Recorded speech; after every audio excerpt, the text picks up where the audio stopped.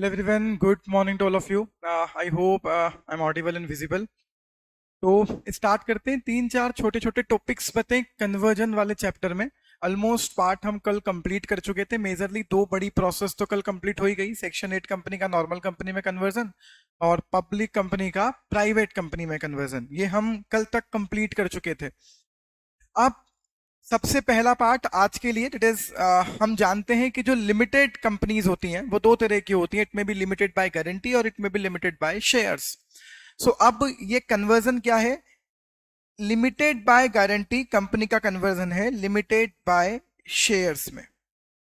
मैंने आपको जब पढ़ रहे थे हम रेगुलर क्लास में तब भी बताया था कि प्राइवेट से पब्लिक, पब्लिक से प्राइवेट, इन कन्वर्जन के लिए INC 27 यूज होता है। तो यही INC 27 लिमिटेड बाय गारंटी से लिमिटेड बाय शेयर्स के कन्वर्जन में भी एप्लीकेबल होगा, और यही INC 27 जब हम अनलिमिटेड लाइबिलिटी की कंपनी को लिमिटेड लाइबिलिटी कंपनी में कन्वर्ट करेंगे तब भी एप्लीकेबल होगा। ठीक है, कौन कौन सी प्रोसेस कह रहे हो आप जो मॉड्यूल में नहीं है आपके अकॉर्डिंग? कौन सी प्रोसेस? ये दोनों?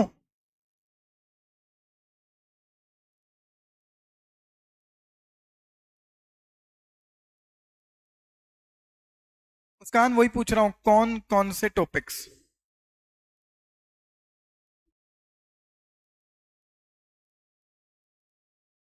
ये दोनों दोनों ही नहीं है तो मैं भी आज कंफर्म कर दूंगा आपको। बहुत ही बढ़िया, हमारा तो काम कम होगा। बट सिंपल सी बात, नॉर्मल कंपनी, हाँ अभिषेक, लिमिटेड का अनलिमिटेड में वो तो कन्वर्जन हम पढ़ ही नहीं रहे। हम पढ़ रहे हैं अनलिमिटेड लाइबिलिटी वाला लिमिटेड लाइबिलिटी वाले में कन्वर्जन।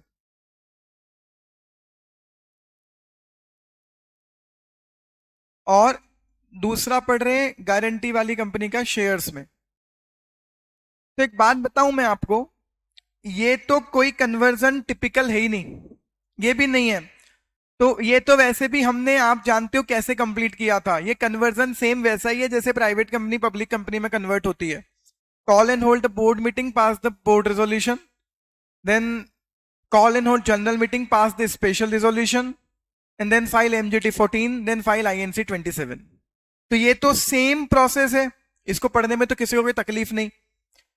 मैंने ये टॉपिक्स क्यों इंक्लूड कर रखे हैं वो आपको समझा देता हूं। इफ यू रिमेंबर, हमने तो रेगुलर क्लास में चार्टर डॉक्यूमेंट और चार्टर डॉक्यूमेंट्स का ऑल्ट्रेशन भी पढ़ा था, क्योंकि वो अब कहां चला गया? कंपनीज एक्ट में। तो हमें पता था कि ये कंपनीज एक्ट में कवर हो गया, इसलिए ये प्रोसेस पूछ सकते हैं। इसीलिए ये भी है तो कंपनीज एक्ट के प्रोविजन ही तो कन्वर्जन से रिलेटेड है, इसलिए जितने भी कन्वर्जन से रिलेटेड टॉपिक्स हैं मैं सब यहां पर कवर कर रहा हूं। तो ये कन्वर्जन तो कुछ नया है नहीं, तो ये पढ़ने में आपको कोई तकलीफ भी नहीं है, और एक्चुअली इसमें आपको कुछ याद करना भी नहीं है। Board meeting, general meeting, SR, MGT 14 and INC 27, खत्म। ठीक है, तकलीफ केवल इसमें है। तो अगर मॉड्यूल में नहीं है तो भी मैं स्किप इट, क्योंकि इसमें तकलीफ क्या क्या है? एक तो इसके अटैचमेंट बहुत सारे हैं, और दूसरा इसकी कंडीशंस हैं। इन कंडीशंस के चलते कोई भी कंपनी अनलिमिटेड लाइबिलिटी वाली लिमिटेड लाइबिलिटी में कन्वर्ट नहीं हो सकती।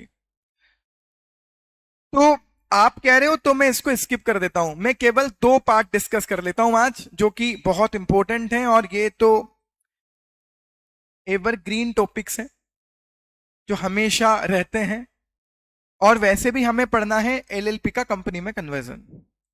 तो हम, if you are observing the things, तो आप ऑब्जर्व अगर करो तो देखो, एक बात आपको समझ में आई होगी कि अब तक एक्सेप्ट कल वाला लास्ट टॉपिक जहां हमने कंपनी को LLP में कन्वर्ट किया था, उसको छोड़ दें तो बाकी सारे टॉपिक कंपनीज एक्ट के पढ़े।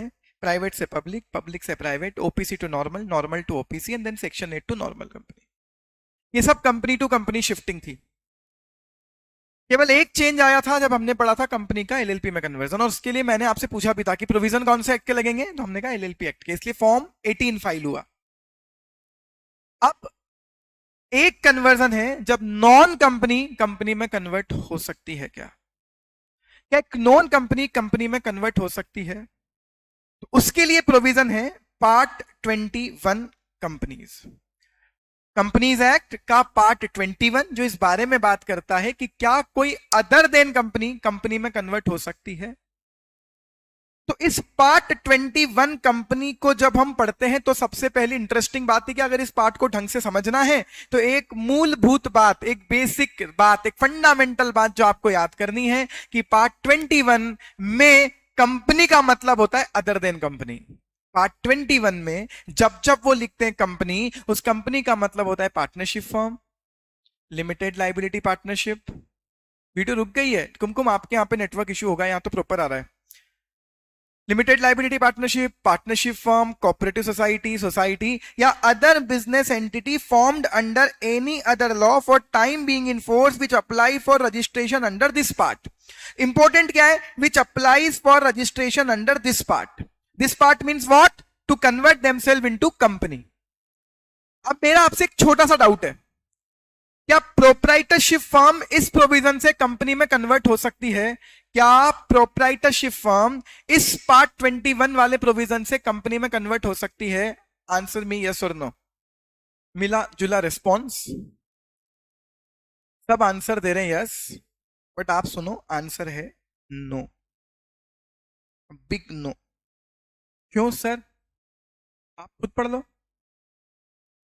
Partnership firm, limited liability partnership, cooperative society, society, any other business entity. हाँ आ गया ना यहां? नहीं ना, any other business entity formed under any other law. Proprietorship firm किसी भी लॉ से नहीं बनती है, इसलिए इस प्रोविजन को फॉलो करके कोई भी प्रोप्राइटरशिप फर्म कंपनी में कन्वर्ट नहीं हो सकती। Is this clear? तो सर प्रोप्राइटरशिप फर्म को कंपनी में कन्वर्ट कैसे करवाते होंगे फिर, अगर लोगों को करवाना है तो हम क्या करते हैं बेटा, ये शायद मैंने तब भी बताया होगा। हम तब क्या करते हैं कि हम एक नई कंपनी बना लेते हैं, एक नई कंपनी बना लेते हैं, उस कंपनी के मेमोरेंडम के मेन ऑब्जेक्ट में लिख देते हैं acquisition of a proprietorship firm, और फिर जब कंपनी बन जाती है तब प्रोप्राइटरशिप फर्म और कंपनी के बीच में एक्विजिशन का एग्रीमेंट हो जाता है। सिंपल। और फिर all the asset and liability of the proprietorship firm become the asset and liability of the company, और बदले में हम प्रोप्राइटर को शेयर इशू कर देते हैं। बस इस प्रोविजन के थ्रू नहीं हो सकता। ये प्रोविजन केवल क्या है? LLP, partnership firm, society, cooperative societies या कोई और अदर एंटिटी जो किसी लॉ के थ्रू बनी है और अब इस एक्ट की कंपनी में कन्वर्ट होना चाहती है, उन लोगों को इस पार्ट 21 के अकॉर्डिंग क्या कहा जाता है? कंपनी। ऑलराइट, आगे point number 2, any company formed whether before or after the commencement of this act in pursuance of any act of parliament other than this act। इस प्रोविजन में अधिकतर लोगों को प्रॉब्लम है, इसलिए वापस से पूरा प्रोविजन पढ़ा रहा हूं, पेशेंस रखना, आपके लिए ही पढ़ा रहा हूं, क्योंकि इस प्रोविजन में ही प्रॉब्लम है सबको पढ़ते टाइम। क्या कह रहे हैं कि कोई भी कंपनी, अब कंपनी मतलब क्या? कंपनीज एक्ट वाली कंपनी नहीं, वो ऊपर जो लिख दिया मतलब LLP, partnership firm, society, cooperative society, any other entity registered under any other act for the time being in force. कोई भी एंटिटी अगर कंपनी में कन्वर्ट होना चाहती है, वो एंटिटी कौन होनी चाहिए? Other than company under companies act. क्यों? अरे other than company under companies act लिखा कि इसके अलावा दूसरी कंपनियां मतलब वो नॉन कंपनीज। अब क्योंकि अगर कंपनी को ही कंपनी में कन्वर्ट होना है तो वो तो नॉर्मल कन्वर्जन होगा नहीं, वो प्राइवेट का पब्लिक में होगा, पब्लिक का प्राइवेट में होगा, ओपीसी का नॉर्मल में होगा, उसके लिए तो प्रोविजन अलग है ना। पार्ट 21 की जरूरत है क्या? I hope you are getting the concept, you are getting the point. कोई भी कंपनी, कंपनी मतलब क्या? वो ऊपर जो नाम लिखे हुए हैं, कोई भी कंपनी, इन प्रोविजन को कोई भी company other than companies under this act, हाँ जो कंपनीज एक्ट के थ्रू नहीं बनी है और जिसमें मिनिमम कितने लोग हों? 7 और मोर मेंबर्स, वो इस एक्ट के प्रोविजन को फॉलो करके कंपनी में कन्वर्ट हो सकती। इस एक्ट वाली कंपनी में कैसे? या तो अनलिमिटेड लाइबिलिटी वाली कंपनी, या लिमिटेड बाय शेयर्स वाली कंपनी, या लिमिटेड बाय गारंटी वाली कंपनी। फिर से रिपीट कर रहा हूं, कोई भी कंपनी, कंपनी मतलब पार्ट 21 कंपनी, कोई भी entity which is partnership firm, proprietor partnership firm, LLP, society, cooperative society, कोई और अदर एंटिटी जो इस एक्ट वाली कंपनी में कन्वर्ट होना चाहती है, वो हो सकती है लिमिटेड बाय शेयर्स में, लिमिटेड बाय गारंटी में, अनलिमिटेड कंपनी में, इस प्रोविजन को फॉलो करके, सब्जेक्ट टू उस एंटिटी में मिनिमम कितने मेंबर्स हो, 7। उस एंटिटी में मिनिमम कितने मेंबर्स हो, 7 होने चाहिए। अब रुको ना, अभी अब होने तो चाहिए 7। तो आप कहोगे कि 7 का प्रोविजन क्यों लाए, क्योंकि उन्हें क्या लिखना था कि आप पब्लिक में कन्वर्ट होना, और पब्लिक में मिनिमम मेंबर कितने चाहिए, 7। लेकिन बाद में उन्होंने चेंज करके लिखा, बाद में आपको मैंने भी लिखा हुआ है कि अगर उस एंटिटी में 2 ही मेंबर हैं तो वो यहां आकर प्राइवेट में कन्वर्ट हो सकती है, वो यहां आकर प्राइवेट में कन्वर्ट हो सकती है। अब प्रोविजन उन्होंने बनाया था 7 का, लेकिन बाद में लिखा कि अगर उस पे 2 ही मेंबर हैं, लिखो देखो point number 6, a company with less than 7 member shall registered as a private company. बार बार डाउट एक ही बात पर आता है, कंपनी कंपनी में क्यों कन्वर्ट हो रही है, बच्चों को एक ही डाउट है, तो मैं बार बार बता रहा हूं, यहां कंपनी जो लिखा हुआ है पार्ट 21 में, जब तक ना लिखते हैं कंपनीज अंडर कंपनीज एक्ट, तब तक कंपनी का मतलब क्या है, अदर देन कंपनी। राइट स्मृति, क्लियर है अभी डाउट? आगे आते हैं, पॉइंट नंबर 2 खत्म।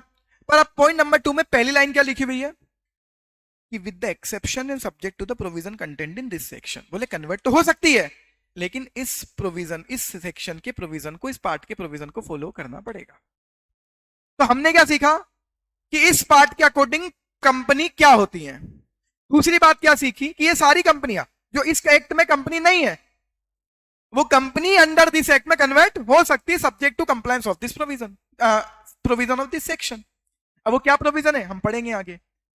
आगे बढ़ते हैं, प्रोवाइडेड दैट, मजेदार बात, इस एक्ट की कंपनी या पुराने कंपनीज एक्ट की कंपनी इस प्रोविजन को फॉलो करके कंपनी में कन्वर्ट नहीं हो सकती। अब एक बात बताओ, जो कंपनीज एक्ट 1956 जब तक चलता होगा तो 2013 तक जो कंपनियां बनी होंगी वो 1956 से बनी होंगी। तो 2013 के आने के बाद क्या उन कंपनियों को अपने आप को 2013 में कन्वर्ट करवाना पड़ा? नहीं करवाना पड़ा, वो वैसी की वैसी रही, बस एक्ट के प्रोविजन उनके लिए एप्लीकेबल होना चेंज हो गए। तो पुराने कंपनीज एक्ट की कंपनियों को इस कंपनीज एक्ट की कंपनी में इस प्रोविजन के थ्रू कन्वर्ट होने की जरूरत नहीं है। Point number 1। Point number 2 interesting point, point number 2 अच्छा पॉइंट है। अगर कोई कंपनी, फिर से बोल रहा हूं, कंपनी मतलब क्या, अदर देन कंपनी, अगर कोई कंपनी के मेंबर्स की लाइबिलिटी क्या है, लिमिटेड, लाइक एलएलपी, अगर एक एलएलपी इस प्रोविजन को फॉलो करके कंपनी में कन्वर्ट होने जा रही है, तो आप जानते हो according to the law of the parliament which is LLP act, LLP के मेंबर्स की लाइबिलिटी क्या होती है, लिमिटेड। तो वो यहां आकर लिमिटेड कंपनी में ही कन्वर्ट हो सकती है, अनलिमिटेड में कन्वर्ट नहीं हो सकती। पर क्या पार्टनरशिप फर्म यहां आकर अनलिमिटेड में कन्वर्ट हो सकती है, लिमिटेड में कन्वर्ट हो सकती है? यहां दोनों हो सकती है, लेकिन वो कंपनी जिसकी उसके एक्ट के अकॉर्डिंग मेंबर्स की लाइबिलिटी क्या है, लिमिटेड, वो यहां आकर अनलिमिटेड लाइबिलिटी वाली कंपनी में कन्वर्ट नहीं हो सकती। और दूसरी बात, किसी भी एक्ट में गारंटी का प्रोविजन नहीं है, केवल कंपनीज एक्ट में गारंटी का प्रोविजन है। वो यहां आकर लिमिटेड बाय गारंटी वाली कंपनी में कन्वर्ट नहीं हो सकती, केवल किस में कन्वर्ट हो सकती है, लिमिटेड बाय शेयर्स में। अब आकांक्षा का डाउट है, यहां आकर कर ले, बाकी कन्वर्ट आप केवल लिमिटेड लाइबिलिटी वाली कंपनी में ही हो सकते हो। आगे बढ़ते हैं, अगर उस कंपनी को यहां आकर लिमिटेड बाय शेयर वाली कंपनी में कन्वर्ट होना है, ऑब्वियसली उसी में होना चाहेगी, लाइक एलएलपी तो उसी में हो पाएगी। तो कंडीशन क्या है, कंडीशन बहुत ही वैग है, मतलब बहुत बहुत इंपॉर्टेंट, इससे कोई कंडीशन नहीं है। कंडीशन ये है कि उस कंपनी की वहां पर क्या होनी चाहिए, permanent capital, only if it has a permanent paid up capital, nominal share capital और fix amount divided into shares. वहां की कैपिटल ही यहां पर आकर कैपिटल में कन्वर्ट होगी। कंपनी इस एक्ट के प्रोविजन के अकॉर्डिंग अगर लिमिटेड बाय शेयर में कन्वर्ट हो रही है तो it should have permanent paid up या nominal share capital divided into fixed number of shares. Next, तो ये कोई बहुत इंपॉर्टेंट बात नहीं है। इंपॉर्टेंट बात अभी तक सही मायने में पॉइंट नंबर 2 का ही आया है। पॉइंट नंबर 1 तो ये कि कंपनी में कन्वर्ट नहीं होगी इस प्रोविजन से, पुराने एक्ट की कंपनी नए एक्ट की कंपनी में इस प्रोविजन से कन्वर्ट नहीं होती, वो कन्वर्ट होती भी नहीं है, वो नॉर्मल इसी कंपनी एक्ट में काउंट होना स्टार्ट हो जाती है। नेक्स्ट पॉइंट अच्छा पॉइंट है, कंपनी को अगर इधर आना है तो पहले मेजोरिटी ऑफ मेंबर्स की क्या लेनी होगी, कंसेंट। तो लाइक पार्टनरशिप फॉर्म को इधर कन्वर्ट होकर आना है, majority of the partners of LLP की कंसेंट लेनी होगी। नेक्स्ट पॉइंट नंबर 5 आप पढ़कर ही बोलोगे ये तो हम नॉर्मल कंपनी में भी करते हैं। आप बताओ नॉर्मल कंपनी जब बनती है लिमिटेड बाय गारंटी तो स्टेटमेंट क्या लिख, सब्सक्राइबर क्या लिख कर देते हैं, सब्सक्राइबर गारंटी का अमाउंट लिख कर देते हैं कि in case of winding up of the company हम इतना इतना अमाउंट कंट्रीब्यूट करने के लिए रेडी हैं, वो यहां लिख कर दे रहे हैं कि अगर एक कंपनी इस प्रोविजन के थ्रू आकर लिमिटेड बाय गारंटी में कन्वर्ट होना चाहती है तो जो कंसेंट दी है मेंबर्स ने उसमें रिजोल्यूशन क्या पास करना होगा कि हर मेंबर कंट्रीब्यूट करेगा कंपनी के असेट्स में अगर कंपनी क्या हो जाएगी, वाइंड अप। और कब तक मेंबर की लाइबिलिटी रहती है, नॉर्मल कंपनीज एक्ट में भी वाइंडिंग अप के टाइम, शायद आपको वाइंडिंग अप तक डिटेल में पढ़ाया नहीं जाता अभी कंपनीज एक्ट में, आप फाइनल में पढ़ोगे, लेकिन वो मेंबर्स जो अभी मेंबर हैं और जो पिछले 1 साल में भी कभी मेंबर रहे वो सब कंट्रीब्यूशन के लिए लाइबल होते हैं at the time of winding up. तो वो सेम प्रोविजन है यहां कि वो जो मेंबर है तब दे गारंटी, या तो जब अभी मेंबर है वाइंड अप हो रही है तब गारंटी का अमाउंट देना पड़ेगा। आप हो अभी मेंबर हो, वाइंडिंग अप हो रहा है कंपनी का, अभी आपको बीइंग अ मेंबर गारंटी का अमाउंट कंट्रीब्यूट करना पड़ेगा toward asset of the company, या तो आप अभी हो या 1 साल में कभी मेंबर थे। तो यही गारंटी नॉर्मल कंपनी में भी देनी होती है। और जब ये नॉर्मल कंपनी में कन्वर्जन हो रहा है किसी नॉन कंपनी का, और कौन सी कंपनी में कन्वर्जन हो रहा है, गारंटी वाली कंपनी में, तो उन्हें एक स्टेटमेंट लिखकर देना पड़ेगा कि we are ready to contribute toward the asset of the company the following amount of guarantee.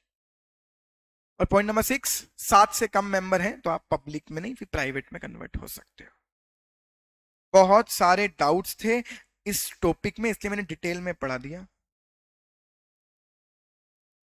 इस टॉपिक में भी एक डाउट है, मैं भूल गया, इस टॉपिक में डाउट पूछा गया था मुझसे 2-3 दिन पहले कि सर जब आप ऊपर लिखते हैं कि लिमिटेड बाय गारंटी में कन्वर्ट ही नहीं हो सकती तो यहाँ क्यों लिख रहे हैं कि अगर लिमिटेड बाय गारंटी में कन्वर्ट होना है तो गारंटी का अमाउंट लिखवाना पड़ेगा। बेटा ऊपर केवल ये लिखा था कि अगर वो एंटिटी कन्वर्ट होना चाहती है जिसकी लाइबिलिटी अनलिमिटेड है तो वो यहाँ आकर, जिसकी लाइबिलिटी लिमिटेड है जिनके मेंबर्स की, तो वो यहाँ आकर अनलिमिटेड लाइबिलिटी और लिमिटेड बाय गारंटी में कन्वर्ट नहीं हो सकती, बाकी तो हो सकते हैं। बाकी पार्टनरशिप फर्म वाले तो इधर आकर अनलिमिटेड लाइबिलिटी वाली कंपनी में बना सकते हैं, लिमिटेड बाय गारंटी वाली कंपनी में बना सकते हैं, और लिमिटेड बाय गारंटी बनाए तो बनाते वक्त गारंटी का अमाउंट उन्हें प्रिस्क्राइब करके स्टेटमेंट लिखकर देना पड़ेगा। तो लास्ट, ये टॉपिक आपने कल तक क्यों नहीं पढ़ाया था, क्योंकि ये टॉपिक का रूट ही हमने अब पढ़ा है। एलएलपी का कंपनी में कन्वर्जन नहीं, आपने कंपनी का एलएलपी में तो कन्वर्जन कल ही पढ़ा दिया था। हाँ, क्योंकि वो एलएलपी एक्ट से चल रहा था। अब जब एलएलपी का कंपनी में कन्वर्जन है तो वो कंपनीज एक्ट से चलेगा, और कहां से चलेगा, पार्ट 21 वाले प्रोविजन से, वही तो आप पढ़ रहे थे अभी। तो मैं आपको एक बात बता दूं, इसी प्रोसेस से ही पार्टनरशिप फर्म कंपनी में कन्वर्ट होगी या इसी प्रोसेस से ही एलएलपी कंपनी में कन्वर्ट होगी। इसी प्रोसेस से, शिवांश बता दे क्या पैराग्राफ है, इसी प्रोसेस से पार्टनरशिप फर्म या एलएलपी किसमें कन्वर्ट होगी, कंपनी में, पार्ट 21 वाले प्रोविजन से, जिसकी प्रोसेस अब मैंने लिखी है। और आप मुझे एक बात बता दो, हाँ प्री कंडीशन ठीक है, इसेंशियल प्री कंडीशंस क्या ही है, नॉर्मल है ना। अब मुझे एक बात बताओ, आप कौन से एक्ट के प्रोविजंस लगेंगे, कंपनीज एक्ट के। दूसरी बात बता दो कल जैसी ही, बताओ क्या बनेगी, एक कंपनी। तो 2 चीजें याद रख लो, एक तो कंपनी बनेगी और दूसरा कन्वर्जन का फॉर्म लगेगा। जैसे कल क्या याद किया था कि एक एलएलपी बनेगी और कन्वर्जन का फॉर्म लगेगा। एलएलपी बनाने के लिए क्या, रन एलएलपी फिलिप, और कन्वर्जन के लिए फॉर्म 18। वैसे आज क्या, कंपनी बनेगी और कन्वर्जन का फॉर्म लगेगा। कन्वर्जन का फॉर्म कौन सा होता है यहाँ, URC1, और URC का मतलब क्या है, अनरजिस्टर्ड कंपनी। फिर भी बोल दिया मतलब उसको कंपनी, हाँ तो पार्ट 21 में कंपनी मतलब नॉन कंपनी, जो इस एक्ट में कंपनी नहीं है, इसलिए फॉर्म का नाम है URC, अनरजिस्टर्ड कंपनी। ये कन्वर्जन का फॉर्म है। तो point number 1, call and hold meeting of the partners, और किसकी कंसेंट लेनी है, ऊपर पढ़ तो लिया था, मेजोरिटी ऑफ द पार्टनर्स की कंसेंट लेनी है। किस बात की कंसेंट? कन्वर्जन की, और किसी एक पर्सन को ऑथोराइज करें जो कन्वर्जन की प्रोसीजर को फॉलो करे। चलिए, इसके बाद आप जानते हो क्या होना है? नेम अप्रूवल के लिए अप्लाई करो, स्पाइस प्लस पार्ट ए। उसके साथ में लगा देना मेंबर्स की कंसेंट, जो रिजोल्यूशन पास किया है आपने पार्टनर्स की मीटिंग में। बस एक बात की गलती मत करना, एलएलपी कंपनी से जब एलएलपी में जा रहे थे तो बोर्ड मीटिंग हुई थी। जब एलएलपी से कंपनी या पार्टनरशिप फर्म से कंपनी में आओगे तो बोर्ड मीटिंग नहीं होगी, पार्टनर्स की मीटिंग होगी। तो name approval through CRC, form भरना पड़ेगा, run spice plus part A हो जाए। उसके बाद मुझे नहीं लगता पॉइंट नंबर 3 लिखना चाहिए हमको। हमको लिखना चाहिए फाइल फॉर्म स्पाइस प्लस, उसी में सब आ जाएगा ना। अब स्पाइस प्लस के अटैचमेंट क्यों पढ़ाऊं मैं आपको? Memorandum, article, declaration under INC 9, DIR 2, declaration of the first directors, ये सब जाएंगे ना। बहुत ही डिटेल में पढ़ा था कंपनी का इनकॉर्पोरेशन। तो स्पाइस प्लस के जो अटैचमेंट है वो तो आप बिल्कुल जानते हो। तो हमें एक ढंग से देखो तो केवल पढ़ना क्या है, यू जबरन में परेशान होते हो। कल भी हमने बहुत शॉर्ट किया था, लास्ट में जाके पूरा रिवाइज कर लिया था 5 मिनट में, तो हमने पूरे चैप्टर को रिवाइज कर दिया था कल। परेशान क्यों होना? पार्टनर्स की मीटिंग, मेजोरिटी के कंसेंट, रन के थ्रू नेम अप्रूवल, फिर स्पाइस प्लस के थ्रू कंपनी के इनकॉर्पोरेशन के लिए अप्लाई करना है। साइमल्टेनियसली क्या फाइल करना है? URC1। अब सबसे इंपॉर्टेंट, या सही बताऊं तो सबसे टफ कुछ है इस टॉपिक में, तो वो है URC1 के अटैचमेंट। आपके साथ हो जाता है, अकेले पढ़ने बैठे तो डाउट आते हैं। हाँ तो ठीक है, आएंगे वो, कोई प्रॉब्लम नहीं, आप डाउट्स पूछो, लेकिन मतलब थोड़ा सा लॉजिकल ग्राउंड्स पर ही पढ़ो। जितना चीजें आसान कर सकते हो वो खुद से सोचोगे तो होंगी। वो डर रहता ही ऑब्वियस, हम अकेले पढ़ते हैं तो। URC1, और मैंने ब्रैकेट में लिखा भी स्पेसिफिकली क्या है ये, एप्लीकेशन फॉर कन्वर्जन। भैया बहुत सारे डॉक्यूमेंट्स मांगेंगे।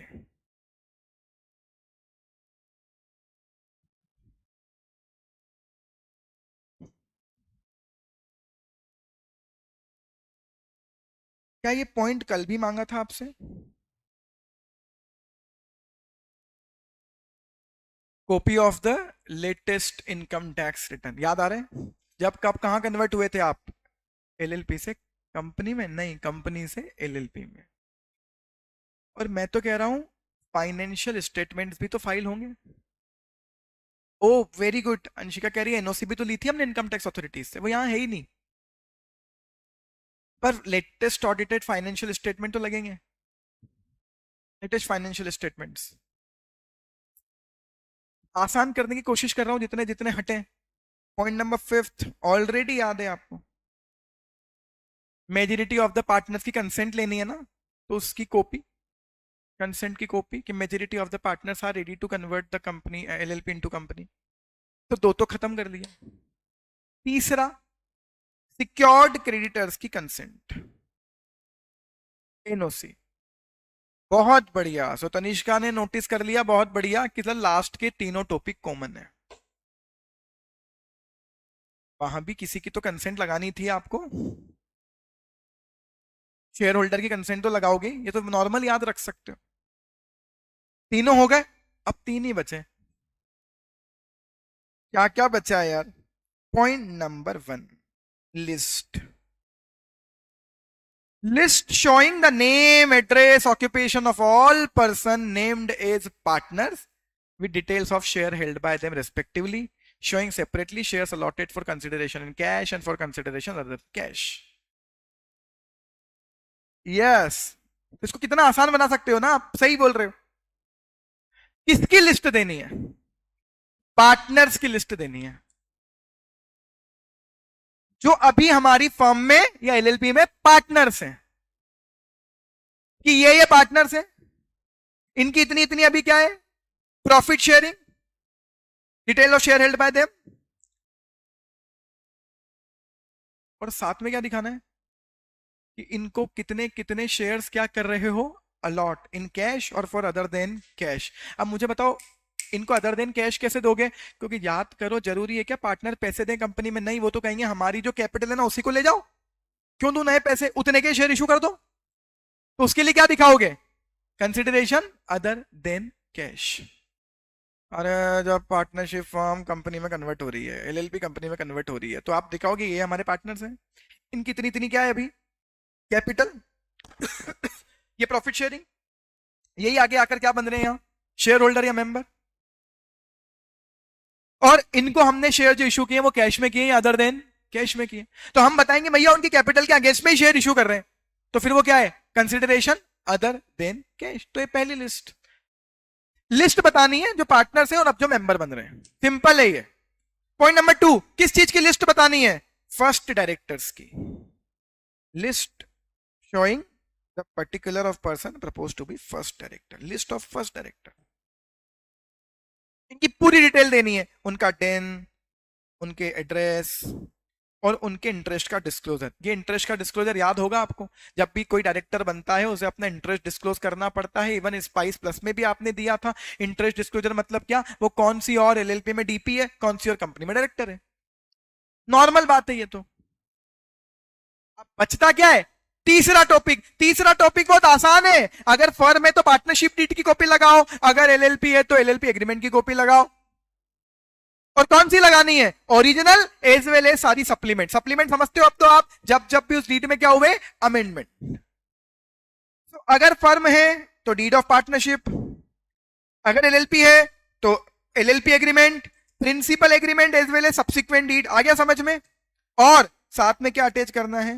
सर्टिफिकेट ऑफ रजिस्ट्रेशन, अगर फर्म रजिस्ट्रार द्वारा रजिस्टर्ड है तो। सीओ अगर एलएलपी हो तो क्या लगाएगी? Certificate of incorporation. फर्म है तो क्या लगाएगी? Certificate of registration.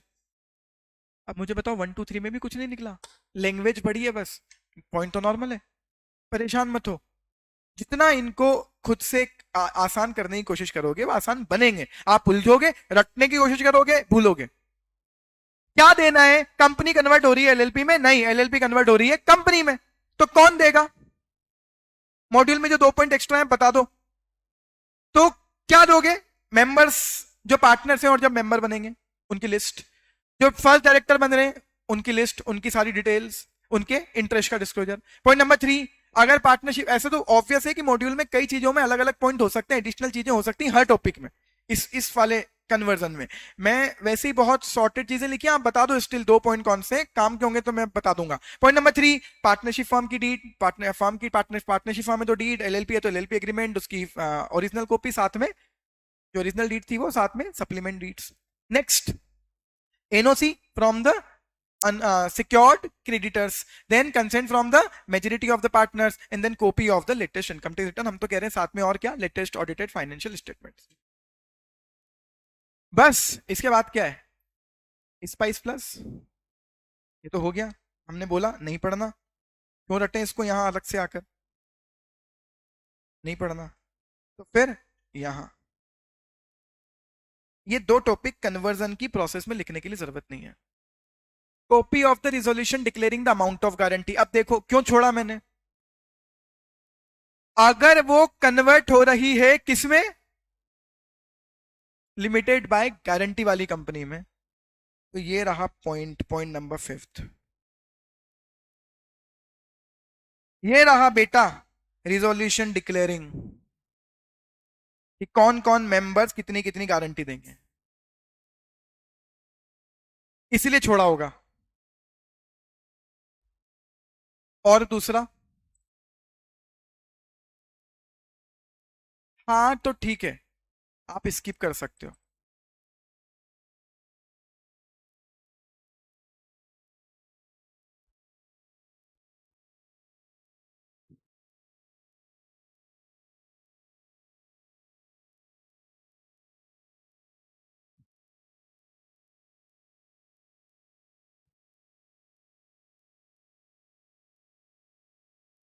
आप- यार एक बात सोचो, एलएलपी को कंपनी में कन्वर्ट करने की जगह एक और ऑप्शन हो सकता है ना, कि आप एलएलपी को स्ट्राइक ऑफ करवा दो और नई कंपनी बना लो। उसमें क्या प्रॉब्लम है? ये टॉपिक हमने पहले दिन डिस्कस किया था कि आपकी पूरी हिस्ट्री खत्म हो जाएगी, आपका पूरा बैकग्राउंड खत्म हो जाएगा। ठीक। और इवन स्टाम्प ड्यूटी का इंप्लीकेशन होगा, क्योंकि अब ये प्रॉपर क्या माना जाएगा, ट्रांसफर। ठीक। दूसरी बात, ट्रांसफर होगा तो कैपिटल गेन होगा, तो उस पर टैक्स लाइबिलिटी आएगी।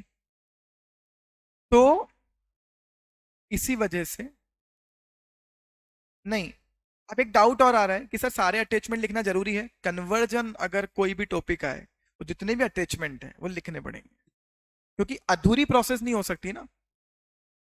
एडवांटेज लिखना है, 10 एडवांटेज है, 6 लिखकर छोड़ दो चलेगा, लेकिन प्रोसेस तो पूरी लिखनी पड़ेगी ना। हमने कभी भी कोई प्रोसेस आधी नहीं छोड़ी है। हमने कभी, आप नोटिस कर लो, हमने कभी भी कोई चीज अधूरी नहीं, प्रोसेस अधूरी नहीं छोड़ी है। लेकिन एडवांटेज है 10 है, 12 है, 4 लिख दो, 5 6 लिख दो, 4 नंबर में, 6 7 लिख दो, 5 नंबर में, 7 8 लिख दो, खत्म, वो चलेगा। तो कन्वर्जन की वजह से क्या होता है, टैक्स बेनिफिट्स मिलते हैं इनकम टैक्स में। अरे वो पॉइंट स्किप, कौन सा पॉइंट, मैंने अभी तो आपको बोला, ये पॉइंट नंबर 5 ऑलरेडी कवर्ड है ना। अगर वो पॉइंट कब लिखना है, जब आपसे स्पेसिफिकली पूछे कि वो कंपनी किस में कन्वर्ट होने जा रही है, वो एलएलपी गारंटी वाली कंपनी में, तो लिख देना। और इंडियन स्टाम्प एक्ट का जो मैटर है वो आप स्किप कर सकते हो, क्योंकि अभी आपको डाउट आ जाएगा। अदरवाइज क्या डाउट आ जाएगा कि स्टैम्प ड्यूटी का इंप्लीकेशन होगा ही क्या, कन्वर्जन की वजह से स्टैम्प ड्यूटी लगेगी क्या? तो याद करो, मैंने ऑलरेडी आपको एक केस लॉ पढ़ाया था, एक पार्टनरशिप फॉर्म एलएलपी में कन्वर्ट हुई थी, स्टैम्प ड्यूटी वालों ने स्टैम्प ड्यूटी मांग ली थी, कोर्ट का डिसीजन था स्टैम्प ड्यूटी क्यों ले रहे हो,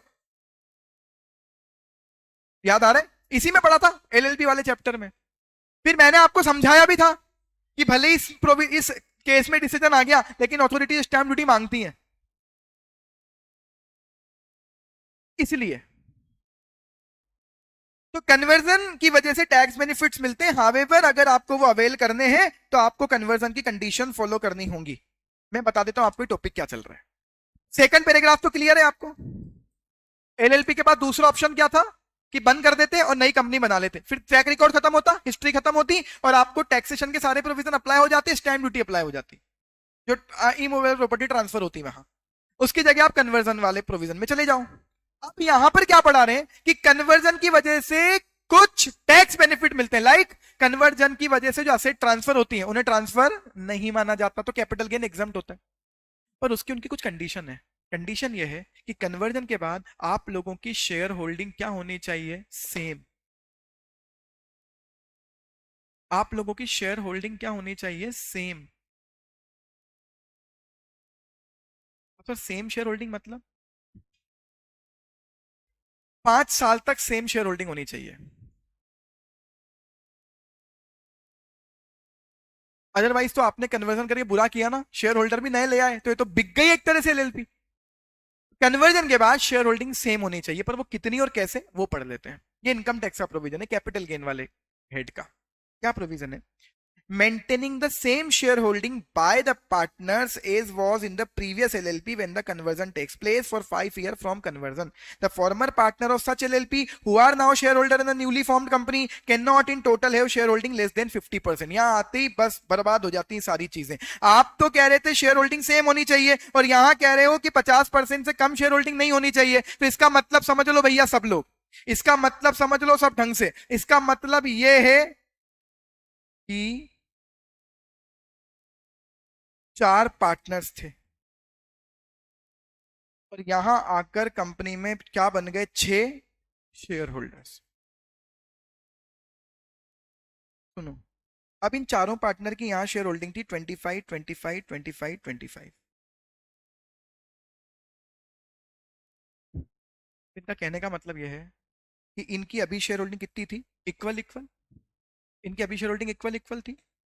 अब ये 6 हो गए ना, तो 2 नए शेयर होल्डर आए हैं, और जो एग्जिस्टिंग 4 हैं, इन एग्जिस्टिंग 4 की मिनिमम शेयर होल्डिंग कितनी रखनी पड़ेगी, 50। और इनकी जो 50 है ये कैसी रखनी पड़ेगी, इक्वल इक्वल। ये 2 प्रोविजन है। कितने साल तक, कन्वर्जन से अगले 5 साल तक एग्जिस्टिंग पार्टनर की शेयर होल्डिंग सेम रेशो में हो, और एग्जिस्टिंग पार्टनर की शेयर होल्डिंग का टोटल 50% से कम ना हो। मतलब क्या आप नए शेयर होल्डर इंट्रोड्यूस कर सकते हो, हाँ कर सकते हैं। लेकिन उनकी शेयर होल्डिंग 50 से ज्यादा नहीं होनी चाहिए और आप सबकी मिला के 50 से कम नहीं होनी चाहिए, और आप सब लोगों की शेयर होल्डिंग का प्रपोर्शन कैसा होना चाहिए जो फर्म या एलएलपी में था। बस। तो कहने को तो एक ही टॉपिक है लेकिन बहुत भयंकर है। नहीं, नए आने वाले कुछ भी रखो, नया एक ही ले आओ, भले ही वो 50 दे दो, नए 3 ले आओ, किसी को 20 दो, किसी को 20 दो, किसी को 10 दो, उनकी कोई प्रॉब्लम नहीं है। नए वाले शेयर होल्डर्स की शेयर होल्डिंग 50 से ज्यादा ना हो, क्योंकि आप लोगों की 50 से कम ना हो, और आप एग्जिस्टिंग जो पार्टनर यहां से यहां आए हो एलएलपी से कंपनी में, उनकी शेयर होल्डिंग का प्रपोर्शन सेम होना चाहिए जैसे आप कन्वर्जन के पहले थे। तो प्रपोर्शन सेम हो और टोटल शेयर होल्डिंग 50 से कम ना हो, तब जाकर आपको क्या मिलेंगे, टैक्स बेनिफिट। कौन सा टैक्स बेनिफिट, कि एलएलपी के असेट जो कंपनी में बिकी है उन पर tax, capital gain tax applicable नहीं होगा। ये है कहने को एक टॉपिक, पर पहले तो वैसे ही 2 टॉपिक है। इस कन्वर्जन के पहले हमें पढ़ना पड़ता है पार्ट 21 कंपनी की। ऐसा नहीं एलएलपी कंपनी में कन्वर्ट हो सकती, फर्म भी हो सकती, सोसाइटी भी हो सकती, प्रोविजन ये रहेंगे। और फॉर्म भरना पड़ेगा यूआरसी 1 और बनानी पड़ेगी कंपनी। तो पार्ट 21 के प्रोविजन है और फिर ये कन्वर्जन के प्रोविजन है। दैट्स इट, यही चैप्टर है। तो ये चैप्टर खत्म। आज तो हमने कोई ज्यादा फॉर्म पढ़े नहीं, 2 ही फॉर्म आए, स्पाइस प्लस और यूआरसी 1। यहाँ एमजीटी 14 मत भरवा देना, यहाँ कोई जनरल मीटिंग नहीं हुई है जो शेयर स्पेशल रेजोल्यूशन पास हुआ है। यहाँ पार्टनर्स की मीटिंग हुई है और मेजोरिटी ऑफ द पार्टनर्स की कंसेंट चाहिए। खत्म हो गया। चलिए, अब जो मैं सोच रहा हूं नया चैप्टर, जो मुझे लगता है कि अब पार्ट ए में 2 चैप्टर मुझे पहले करवा देने चाहिए, उसके बाद अगर आप बोलोगे अनलिमिटेड वाला टॉपिक स्किप है। बेटा आप लोगों ने बोला अनलिमिटेड से लिमिटेड वाला प्रोविजन अब नहीं बचा मॉड्यूल में, मॉड्यूल में नहीं है तो मैंने स्किप कर दिया। ये बोल रहे हैं कि मॉड्यूल में नहीं है। आकांक्षा, कॉन्स्टिट्यूशन एंड लेबर लॉ वाले टॉपिक से केवल केस लॉ आ सकते हैं। मैंने ये भी जो आपको 2 पैराग्राफ अभी पढ़ा है, ये भी क्यों पढ़ा है, क्या कन्वर्जन की प्रोसेस में लिखने हैं दोनों पैराग्राफ? नहीं, इनसे रिलेटेड क्वेश्चन आ जाए तो हमको आंसर दे पाए। अब जो मैं सोच रहा हूं पार्ट ए में मुझे कवर करना चाहिए मेजरली सबसे पहले, that is various initial registration and license, और दूसरा setting up of business outside India. फिर मुझे नहीं लगता किसी टॉपिक का और रिवीजन करवाना होगा। फिर आप बोलोगे पार्ट ए में कोई और टॉपिक भी करवाना है तो फिर वो आपकी फरमाइशी प्रोग्राम चला लेंगे। बट मैं जो मेरी तरफ से प्रपोज कर रहा हूं that is only 2 topics, various initial registration license और दूसरा setting up of business outside India. और उसके बाद फिर हम लेबर लॉ वाले टॉपिक पर चलेंगे। किसी को कोई और टॉपिक ऐसा है कि सर ये भी डिस्कस कर दो, ये भी कर दो, तो आप मुझे मैसेज कर देना। तो अभी हम, क्योंकि टॉपिक दोनों ही भयंकर हैं, setting up of business outside India और वेरियस इनिशियल रजिस्ट्रेशन लाइसेंस, तो आप आज का दिन भी ले लो, कल का दिन भी ले लो, या तो कल 3:30 बजे या फिर परसों, तभी रखते हैं हम various initial registration and license वाला topic. Setting up of business PO LO PO, बिल्कुल। तो एक काम करते हैं, परसों रखते हैं और फिर 3 दिन कंटिन्यू क्लास लूंगा, क्योंकि मुझे ना बीओ एलओ पीओ नए टॉपिक इंसर्ट हुए, वो भी आपको अभी पढ़ाने हैं। ठीक है, वो नोट्स में तो मैंने दिए हुए हैं, सॉफ्ट कॉपी भी भेज दूंगा और हम पहले वो पढ़ भी लेंगे। तो एक काम करते हैं पहले, एक काम करते हैं यार, कल मैं आपको अगर हुआ तो एक टॉपिक पढ़ा देता हूं। एक टॉपिक था फॉरेन कंपनी इंडिया में कैसे बनती है, याद करो वो ब्रांच ऑफिस। तो उसमें बीओ एलओ पीओ के डिटेल प्रोविजन आ गए। लेबर लॉ के रिवीजन रहने दो, लास्ट में अभी अभी पढ़ा था नहीं, ठीक है, फिर भी कुछ 2-3 चैप्टर जो मुझे 2-5 चैप्टर जो आप लोग बोलोगे कि टफ हैं, बड़े हैं, वो करवा दूंगा। फिर आप जो बोलो ऐसा अगर है तो मैं सबसे पूछ लूंगा एक बार क्या है। सो जैसा आप लोग बोलोगे। तो वो फॉरेन एंटिटी इंडिया में स्टेब्लिश होती है ना, उसमें हमने बहुत छोटा टॉपिक पढ़ा था ब्रांच ऑफिस का एस्टेब्लिशमेंट। अब उन्होंने क्या किया, BO LO PO, branch office, licensing office, project office, तीनों की डिटेल प्रोविजन बता दिए। तो एक काम करता हूं, 99% तो फाइनली इसी टाइम पर कल हम वो टॉपिक पढ़ते हैं, और वेरियस इनिशियल रजिस्ट्रेशन लाइसेंस आप खुद से पढ़ना स्टार्ट कर दो, 2 दिन बाद हम उसको रिवाइज करते हैं, क्योंकि वो चलेगा भी एटलीस्ट 2 दिन। ठीक है, ये हुए हैं बेटा, मॉड्यूल में इंसर्ट हुए हैं। ठीक है, टेस्ट कुछ भी नहीं, अब मॉक टेस्ट ही लूंगा एसबीसी में। टेस्ट बहुत हो चुके थे एसबीसी में मेरी तरफ से, जिनको देना था दे लिया उन्होंने। मॉक टेस्ट ही लूंगा एसबीआईएल में तो। पहले पार्ट ए का आप बोलोगे तो एक पूरा पार्ट बी का, और फिर फाइनली ये पूरा सब्जेक्ट तो लेना ही है। ठीक है, चलिए तो मिलते हैं, होपफुली कल ही मिलते हैं।